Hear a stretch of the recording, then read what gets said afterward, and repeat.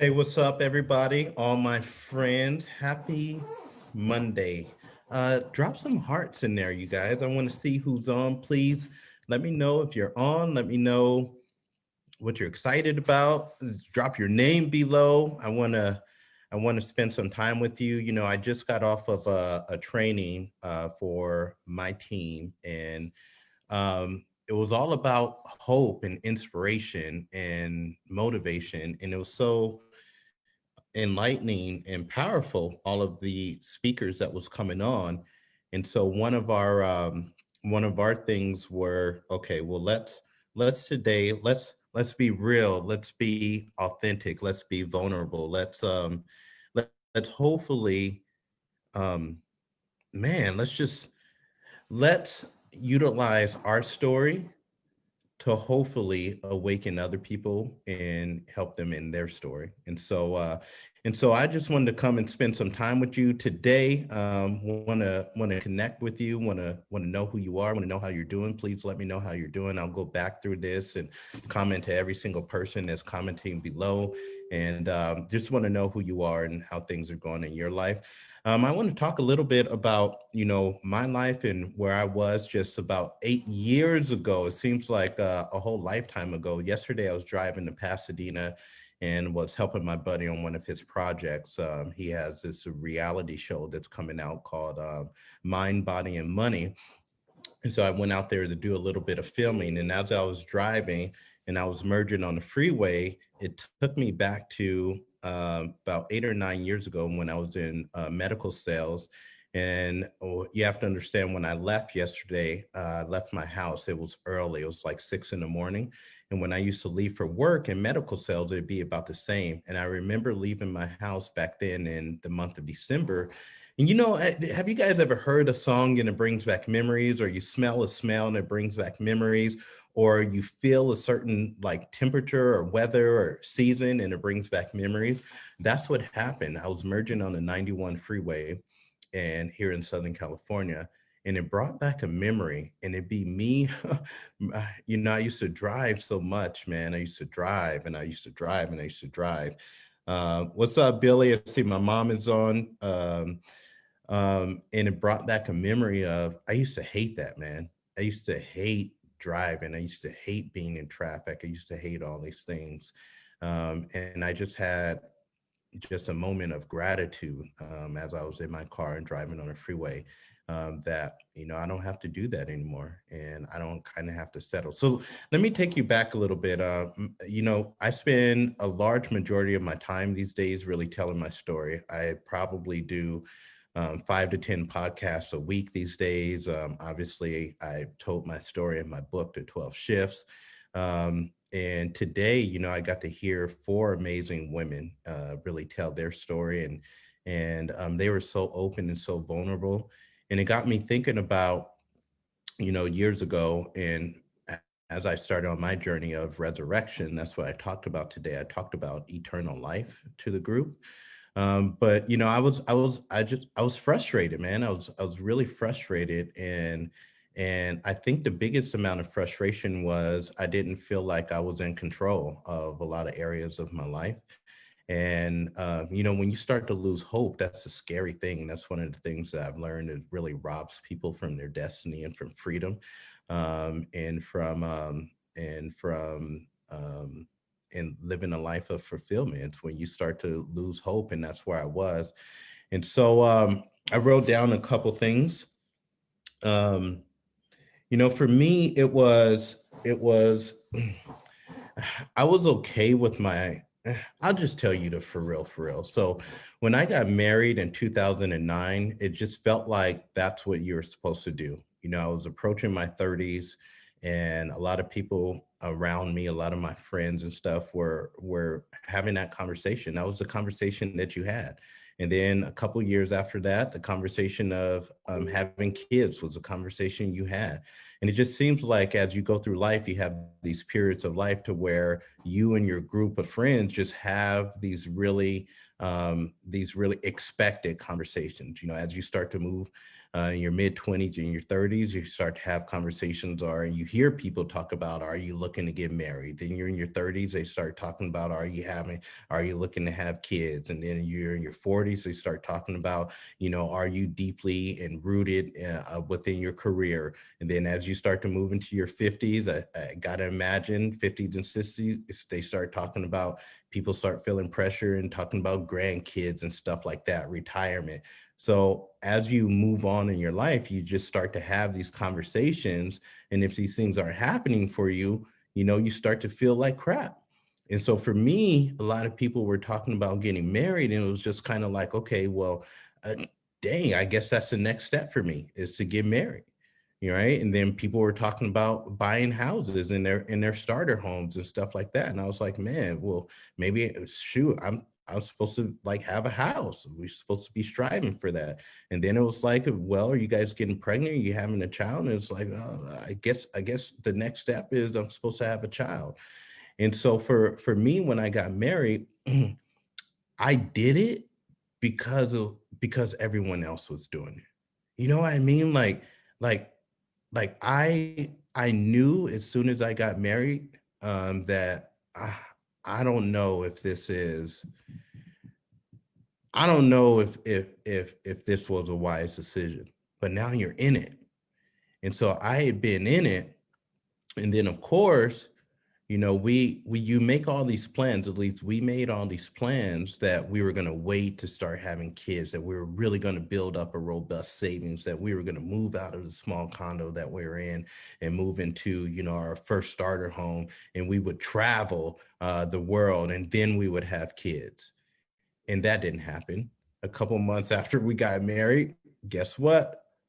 Uh, on Father's Day, hey man, we're pregnant. And I wasn't ready for it. And I was scared. I was terrified. I was terrified for a lot of reasons. One, I grew up with a lot of trauma in my households. Um, and there was it was stuff, right? We all got stuff, whatever, but that starts to shape you. And I didn't want to have that stuff come into my kids, and so I was scared. I was also scared because I really didn't want to be in a marriage anymore. And so I was already kind of mentally had one foot out of the door, and now that we're pregnant, what do you do? Like, I'm supposed to stay here, or what do you do? And so the only thing I knew to do at that point, the only way I could think about getting out of it, how do I get out of this? You guys ever done that? You've been in situations and you're like, how do I get out of this? And so the best way that I thought I could get out of it was to have an abortion. And so to ask my wife, would you consider having an abortion? Well, you have to imagine I'm 29, she's 25, man. We're babies, man. And and any woman, and I know this now, but I was too dumb to know this back then, that like you probably shouldn't ask a woman to have an abortion. I mean, I know that sounds so like obvious, but I'm sure when I'm 49, I'm gonna look back when I was 39 and be like, you made some really dumb decisions. But I look back on that now, it was 10 years ago, and I'm like, that was really dumb, right? But you try to do the best that you can with what you got to work with. And so that's what I did. And obviously, if you look in my book, The 12 Shifts, a lot of people ask me about the dedication. And the dedication says, to my darling Amanda, thank you for saying no. And so they asked me, what does that mean? Thank you for saying no. Um, thank you for saying no is thank you for saying no about not having that dang abortion. And this is one of the reasons why I'm so pro-life right now. And I have been for years, is because I've actually have been through it. I know what that means. And I know the difficulties and the resentment that comes with that. And so she said no. And I fell into a 2-year depression. And when you fall into a depression, a deep depression, um, mm, it's hard, man. It's hard to get up. It's hard to move. It's hard to think clearly. I didn't know back then that when you think bad thoughts, you attract more bad thoughts. Have you ever run into someone that they always got problems? It doesn't matter. The years go by, but they still got so many damn problems. It makes you wonder, how do you consistently have all these issues? Everyone else seems to be moving forward in their life. They're doing great things, but yet you still got all these problems. That was me. And I didn't know that if you focus on a problem, it attracts more problems. If you focus on issues, it attracts more issues. I didn't know that stuff back then. I just know that I felt like crap.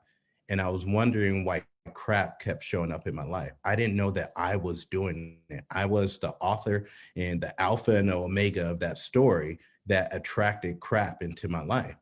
And so as you're sitting in a depression and I'm attracting more crap to my life, it'd be simple things, man. It was so difficult. And you're always mad, always frustrated, whether it was a boss that you guys didn't get along. And I had this slew of bosses every about year. My bosses will either get fired or they would leave in medical sales. Right. And so then you always had this new person that came in and this new regime that kind of wanted you to change because now they're coming in with a new ideology and philosophy about how the job should be done. And I'm like, bro, I've been here. You're new. Right. So that was frustrating. Sex, that was frustrating. I don't know if you guys have ever been in a relationship to where you're, it just ain't working. It's weird that I did like that. I'm talking about sex, but for some reason you guys aren't clicking, right? Uh, she has an expectation, you have an expectation, that expectation's not being met. I told you guys I'm going to be open and vulnerable and honest and tell you my story because it was frustrating. So how do you move past that? Sitting in a 750 square foot condo, it's a tiny ass space, but going sometimes 20 or 30 days without talking to your significant other. That's frustrating. I used to save up about $2,000 a year, right? That was the best that I could do, but I was trying. And I would save up about $2,000 throughout the whole year. But my wife had a job that was in education. She didn't get paid throughout the summers. So when she didn't get paid, whatever I was trying to save up to help us move forward in our lives, that would need to go to her to furlough the months that she wasn't working. That's frustrating. I felt like I was walking in quicksand. I would take 2 steps forward, but move 3 steps back. That's frustrating. It pissed me off. It pissed me off that I wasn't freaking moving forward. And then it pissed me off that because of that, because I started drinking more, I started putting on all this weight. And now I look at myself in the mirror and I'm disgusted with my own damn self. That was frustrating. And now I'm supposed to go out and work more hours so that I can earn more to now take care of this family that I didn't really want. That was frustrating. And so you can kind of get a glimpse of, and then you gotta, and then you got, I don't know how many of you guys go to a job and you're like, I know I got to do this, but I don't really want to. Any of you guys ever been like that? You're like, I would rather not be doing this right now, but I have to do it. And when you live in a space of have to and not want to, that's a frustrating space. And so that's where I was. And I was trying to do the best that I could do. People would drop off books to me. My mother-in-law, I remember, Amanda's mom brought me a book called The Four Agreements by Don Miguel Luis. And she said that I think she had bought the book while she was in Texas visiting her brother, and she had bought multiple copies. And she said she had given it to a couple people. But I read like the first chapter and I was like, I know why you gave this to me. You know, I know why you gave this to me because she was trying to help me, right? Like, hopefully you could read this book and have a breakthrough. I couldn't even do that. I remember reading Paulo Coelho's The Alchemist, and back in those days, and I was trying to grasp the concepts. People were telling me, you should go read this book. It will really help you. I couldn't even understand it, man. I remember reading Malcolm Gladwell's um, um, oh my gosh, what was the name of the book? I forget the name of it now, but I remember reading, I read the whole book and I didn't even understand it. And I wonder if people feel like that now, because I know that my book provides breakthroughs for people that's dealing with everything I'm talking about. Like, I know that this book does that, but I wonder if people give that book to people in their lives that are experiencing those things. I wonder if they even get it, because I didn't get it. I remember reading Tom Collins' book, Good to Great, back then in my depression. This is before I started coaching and building an organization and everything, and I didn't even understand it. So anyway, you know, it wasn't great. It wasn't where I wanted to be, um, and it was frustrating. And then I found some little program. I found a coach. I was poo-pooing over the whole thing. I came into it freaking with ego and attitude. I thought I was better than, this program my coach was talking about. I seriously thought it was corny and it was weird people, and I'm better than this, and I don't need help. I don't need support. I don't need fuelings. I don't need you. Uh, and then everything changed. And then everything changed. I remember even when I went to go sit down with my coach, I'm gonna tell you the for real story. I never wanted to do the program that I'm associated with right now. I knew about it, but at the time I just moved into a new division in my medical sales company. In its division, we were manufacturing oral appliances for patients that had obstructive sleep apnea. So if you start gaining too much weight, your neck gets too damn big, it's hard to breathe when you sleep, and you stop breathing all these times. And historically, the treatment for that was either CPAP or a BiPAP. And it's basically this big ass mask that you put over your face. We sold this too, and it blows air into your airways and keeps your airways open, so your husband stops snoring and he stops snoring, and he actually breathes throughout the night, right? Or your wife. But mostly you see men that are really affected from this.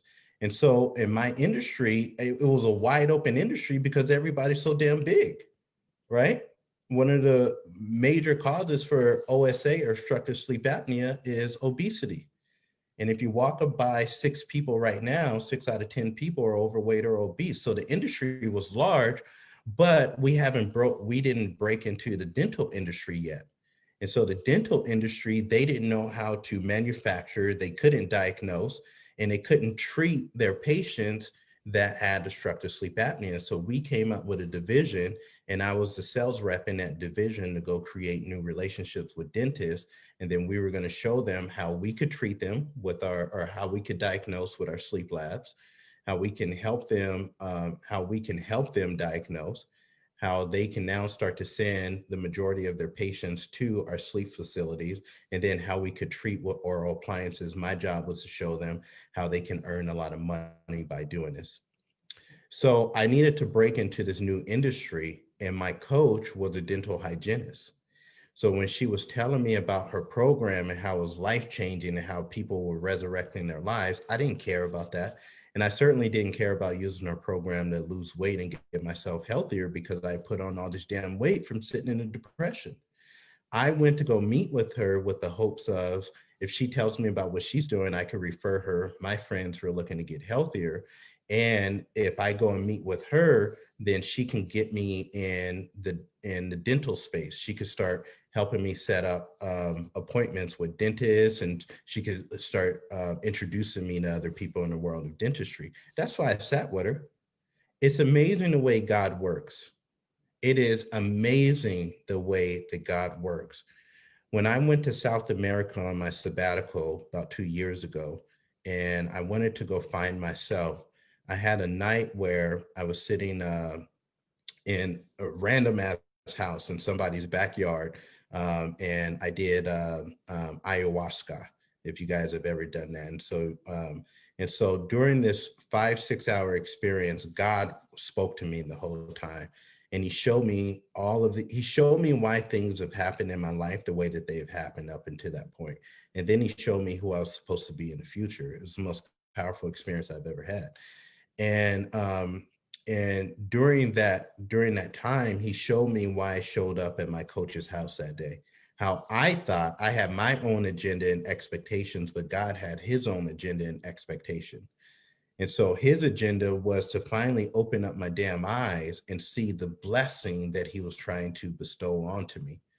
And to see that this woman who was my coach was also one of the people that's one of my guardian angels. And so when I look back at my life, I saw this woman keep showing up. Why? Why did she keep showing up in these seasons of my life, offering these things to me? Well, because she was supposed to be there. It's not an accident. Just like I'm speaking to you right now, and I'm probably touching some of you guys, it's not an accident. Now, you might want to fight it, but it's not an accident. And so that's how I met with her that day. And some of the things that she was saying really stuck with me. And I was like, dude, I'll try your little program. Now, mind you, I wanted to try her program as a means to, I was kind of like, she had told me what it was, and I was kind of interested, but I was still more interested in getting meetings with her doctor, right? With her dentist. And so I figured, I do you good, you do me good, right? Law of reciprocity. And it just so happened that my first week on plan, I felt amazing. You remember that depressed state I told you that I was in? Just like that, I started coming out of it in 1 week. Now, I'm not saying that's the story for everybody. I'm telling you my story, right? And so I started coming out of that. I started getting myself healthier. It's amazing when you start to get your body healthy, what that does for your mind. And so that was just 1 week. 1 week, I didn't even know what the program was. After a week, I actually started looking into it. I was like, man, this is crazy. Now, after that week, I told my best friend what I was doing. And guess what my best friend did?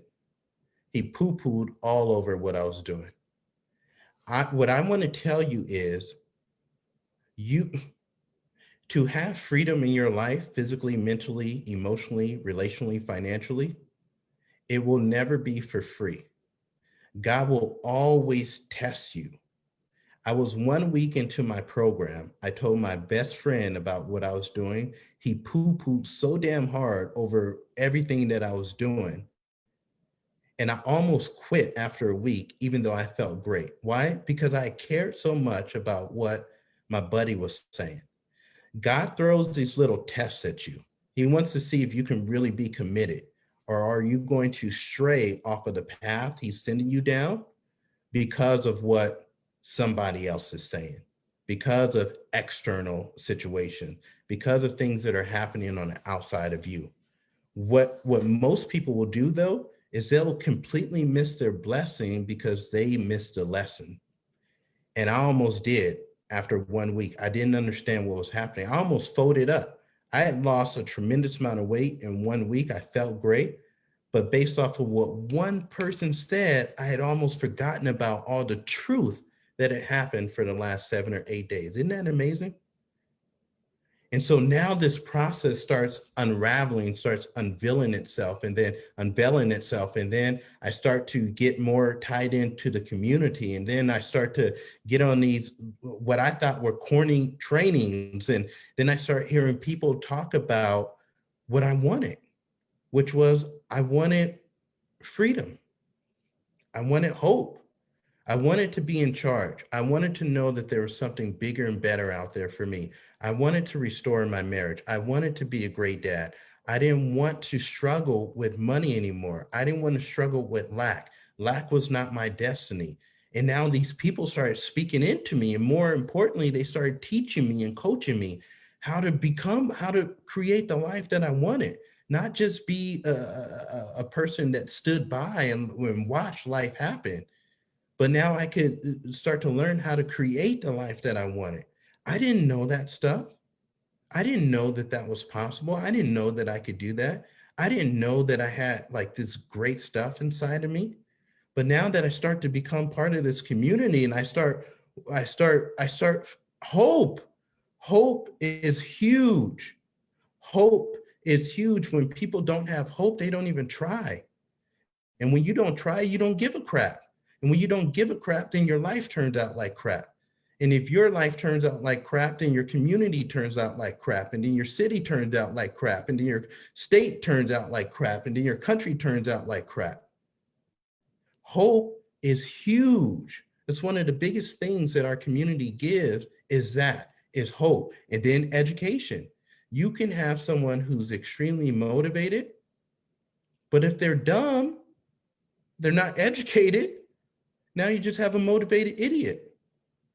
What we do is we help give you the motivation, but we also teach you the proper things to do.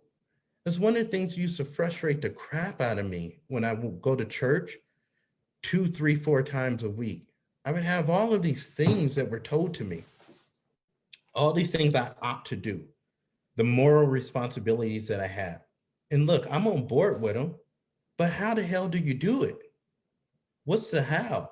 I'm on board with the why. I can stand behind that. But when I go throughout my week for these next 6 days until I show up here on Sunday again, teach me the how. You say I'm supposed to leave an inheritance for my kids' kids. Great. How do I do that? You say I'm supposed to treat my body as a temple. Great. How do I do that? What's the how? I look around and I don't even think they know the how. And that used to frustrate the crap out of me. I would see all this stuff and I would see these people thriving in their life, and I would want to know how. In our program, we literally teach the how. We give the why behind, and then we show the how. That's what I needed. I need to know, how do I make my marriage better? How do I start loving my wife? How do I become a leader? How do I show up as the father I want to be? How do I move to financial well-being? How do I keep my body healthy? How do I strengthen my mind? How do I do these things? That's what I need to know. Everyone knows why you should, but how do you do it? That's what this dude needed. And that's what I got. That's what I've been getting for 8 years. This is what I've been trying to give to other people. If they would just freaking allow themselves and quit quitting. Everybody quits, man. Somebody said something today. She said it so beautifully. She goes, just because it's hard doesn't mean that it's wrong. Everybody quits. We got a nation with a quitter mentality. They're moaning and crying about every damn thing. Like me, we're crying and moaning about everything. Step up and get it done. And especially if people want to work with you for free to show you how. I mean, I read something the other day and they were like, it'd be good if we actually had, a nation or a country that actually was committed to showing people how to be successful. And I was like, we're talking about my program. We're talking about my program. People that's committed to seeing other people be successful, but we can't want it more for you than you want it for yourself. You can't keep quitting just because it gets difficult. You think it isn't God's plan. Yes, it is. Yes, it is. His plan requires you to freaking do hard things. It ain't going to be easy. If you don't sacrifice for the things that you want, the things you want will always be sacrificed. I have people every day telling me about what they want, but they don't want to freaking fight for it consistently. Jamil, I hate this job. I don't want to be a teacher anymore. It's so hard. Great. Go build your business.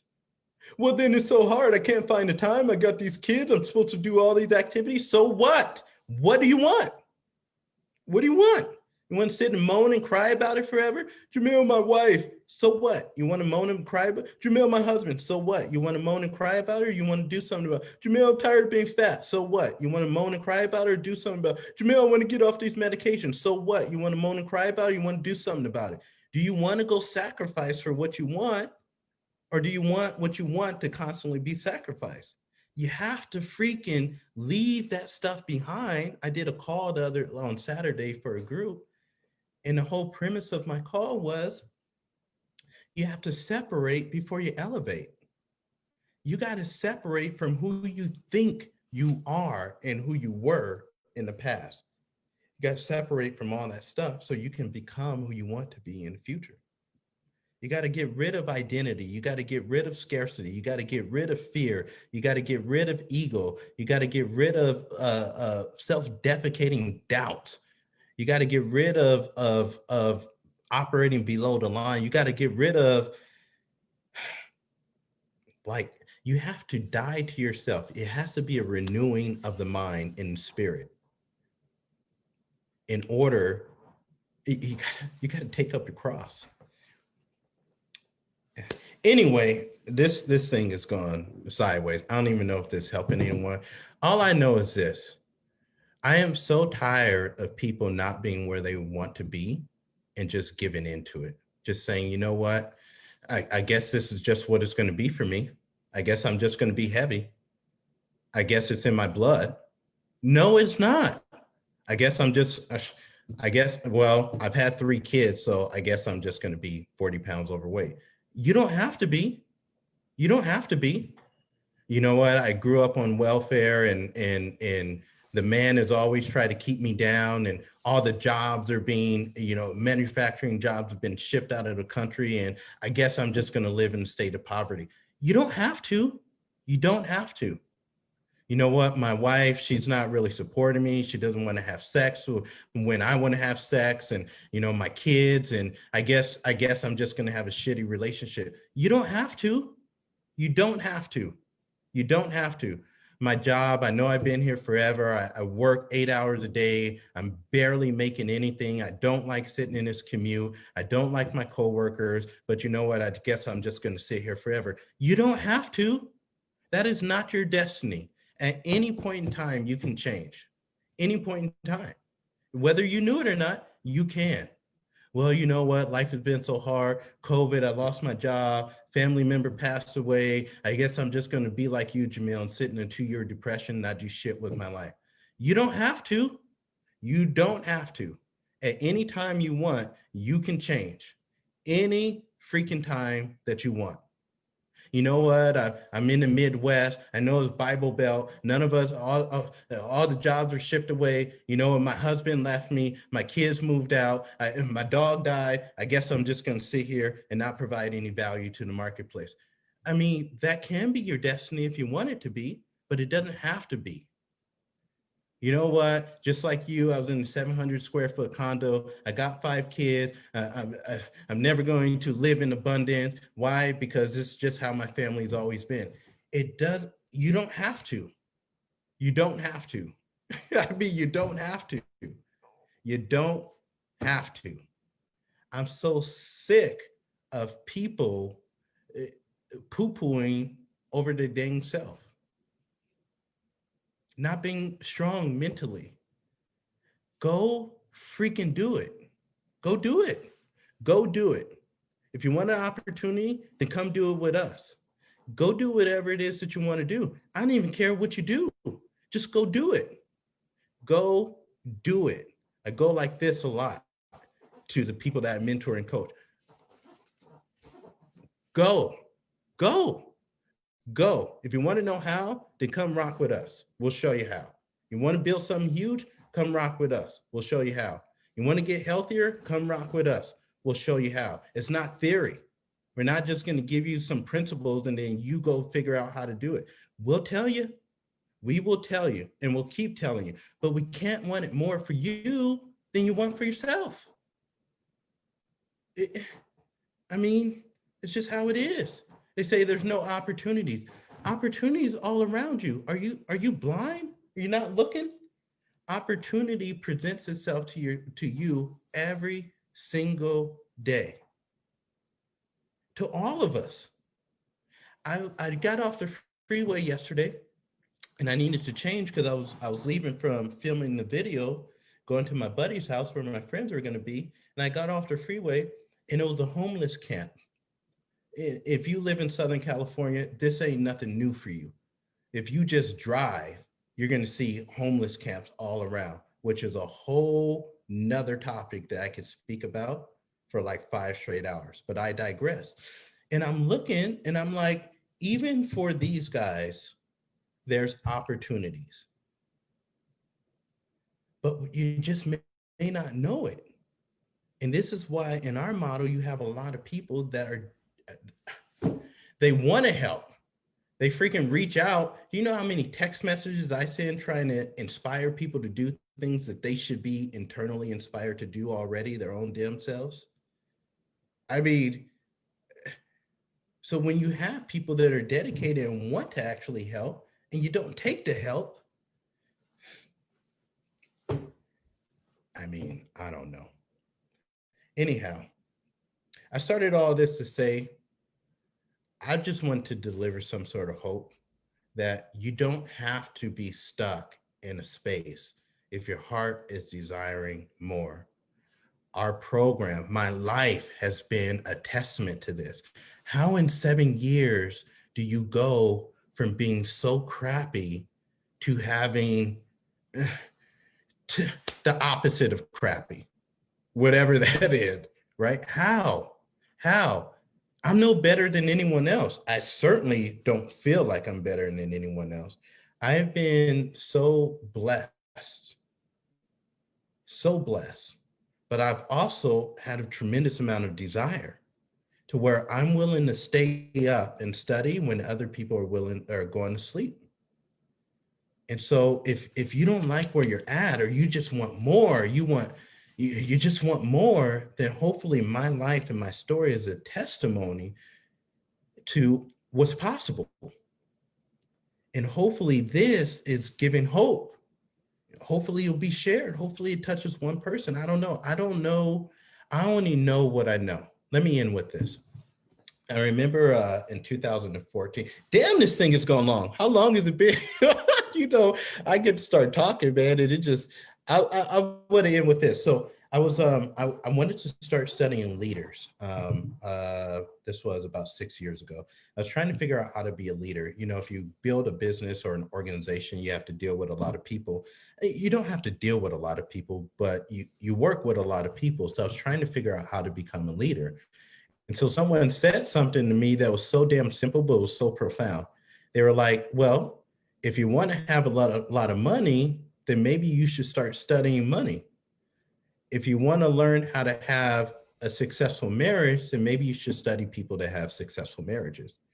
If you want to have a successful body, then maybe you should study people who are healthy.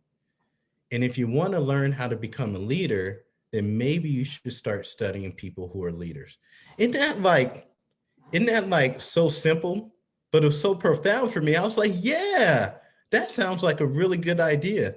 The problem with me was I wasn't studying anybody. And then the people that I did study weren't successful. They didn't have the success that I wanted. Right. So I started studying these leaders. So I started studying like Nelson Mandela. I started studying Martin Luther King Jr. And my organization, there's a man who's my mentor named Dr. Wayne Scott Anderson. I started studying him. I started studying Oprah. I started studying all these people. And then I was like, why don't I start studying Jesus? Like, he seems like a rather good leader to study. And I was like, I grew up in church. I went to church all the time. I went to a Christian university. We went to chapel all the time. I had to have like 120 units of theology credits on top of my undergrad, but I never really studied this dude. Have you guys ever been around someone and realized you never really studied them? You've been around them, you know about them, but you don't know them, right? Like, I got a lot of people that's around me. They know about me, but they don't know me. They've never really studied who I am or what I do. How did I go from crappy to like opposite of crappy? They don't really study it. They're around me, but they don't study what it takes. Right? Does that make sense? So I started studying him and I was like, wow, okay, there's some characteristics that are here. And one of the things that I learned was one of the things that he did great with was he knew who he was looking for. That means he knew who he was, and he also knew who he was looking for. Who he was looking for. Some of you guys been looking for the wrong people. And I'm not just talking about in your business endeavors. I'm talking about in your everyday relationships. You surround yourself with the wrong damn people. And because you're so tied to your identity, who you used to be, you don't want to get those people out of your life. Listen, I told you to elevate, you're going to have to separate. And separation comes with some of the people that's been in your life that don't serve you. Your crowd ain't really serving your destiny right now. And so he was so attentive to who he was actually looking for. And so he would go speak to a crowd, and the crowd would be like, some of the people in the crowd would make fun of him, his message, and his vision. Remember I told you my first week on my plan, I told my vision to a couple people, and what did the person that was closest to me at that point do? So oftentimes when you don't know what you're looking for and you start telling stuff to other people, you're going to have people that don't understand and it's going to make fun of you. This is how his crowds work. So you had a big segment of his crowd that's called studying leadership, by the way. So it's not just reading this stuff, it's studying it and then applying it to your life. So I started noticing, well, part of his crowd didn't understand and they never were going to understand. So part of his crowd were doubters. They understood, they just doubted that it could happen. Throughout my last 8 years, I've had a lot of doubters. In fact, even though I've proven so much, doubters are still there. Isn't that crazy? Part of his crowd they just didn't believe. And part of his crowd just got it. They understood. They got it. I know when I put this video out, part of the people aren't going to understand. Part of it, people are going to doubt. Part of the people that's listening to me right now just aren't going to, they're not going to hear it. But I know part of the crowd will get it. And I know that those people, if they choose to, will have everlasting life. They will now start to do the things and live the way they actually want to live and not live this meager existence that they're living right now, that they know is not meant for them. That they know is not meant for them. Part of the people that this video has been shared to are going to hear it and they will forever be free. I hope that my story brought you a little bit of hope and inspiration on this Monday, December 14th. I love you guys. We'll talk to you soon.